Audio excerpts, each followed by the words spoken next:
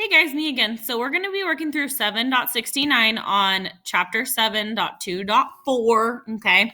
If you did not join us for my slope slides the week before last, the week before spring break, you really need to rock it over there on your Google Classroom and take a look at it.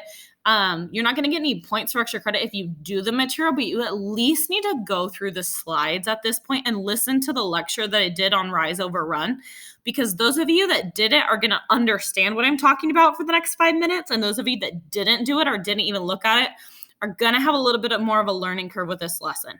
Okay. Slope means rise over run. Having that in the back of your brain, let's go ahead and go through this one together. So part A just asks us to look at this graph right here and describe each line in words. Is it increasing or decreasing quickly or slowly?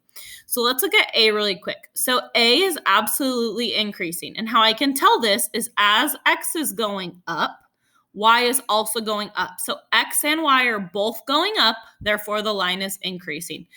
And when it asks quickly or slowly, what it's asking here is when you draw that triangle, your rise over run triangle, is your triangle really tall? That's what it's asking, okay? So the taller the triangle, the bigger the slope. And the bigger the slope, the quicker, okay, the quicker it is increasing or decreasing. So line A is going up, so it's increasing and it's moving rather quickly. Line C is the opposite of that. So it's actually going down because as X goes up, Y goes down. So it starts at 0, 1, and then Y goes down and its ending coordinate is 10, -2. Okay, so it's physically pointing down. And it's moving slow because when I drew my slope triangle, it's definitely a lot fatter than it is tall. Okay, so the run is very long, but as far as the rise goes, it's moving rather slowly. Okay, so think of it that way. The shorter the triangle, the slower it's moving. All right, B. Line B is different than the other two lines. As X value increases, what happens to Y? So if I take a look at B, every single point that B is on the X axis, 1, 2, 3, 4, 5, 6, 7, 8, 9, but it's all at Y equals 4. So every single point, so this is 1, 4, 2, 4, 3, 4, 4, 4, 5, 4, all the way to 10, 4 over here, okay? What I could do is, and I told you, so when you guys go through this lesson, it's going to ask you to use this box right here. This is math notes. So scroll down the bottom of the page, and we're going to try to find a graph that looks like B. Here it is right here. Okay. And you guys can go ahead and read this because it's going to ask you for the definition of it later. But slope equals 0. When slope equals 0, the X coordinates stay. Okay. The X coordinates go up or down.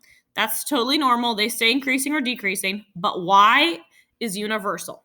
So in this case, Y stays the exact same number.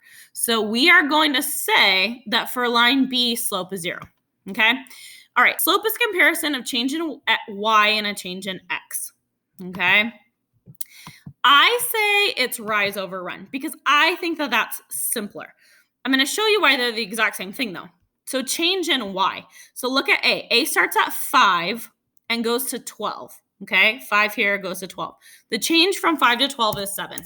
You could have calculated it that way. Okay, so this way that the computer wants you to, or you could literally just draw your box and count it 1, 2, 3, 4, 5, 6, 7.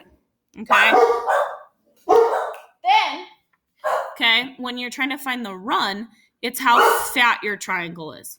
Okay, so or the change in X. So this starts at 0 and it goes to 3. So the difference between 0 and 3 is 3. So rise over run, 7 over 3, that's your slope. Okay, so B, let's try B. So the change in X and the change in Y. Well, the change in Y for B is always going to be 0 because literally there's nothing changing for Y. And these, okay, the change in X is going to be 1. 0 over 1, the answer is 0. So that's why the slope is 0. C, you guys can calculate on your own. All right. Okay, so that's how you do these. You draw your little triangles, you count how many go up and then how many go over, and that's how you find slope. Another way of reading it is by this fancy term, a comparison of change in Y and change in X. I'm super good at drawing on this computer. Pretty shapes. All right, thanks guys. Finish the rest of this on your own. If you have questions, you can use homework help or email me. Thanks, bye.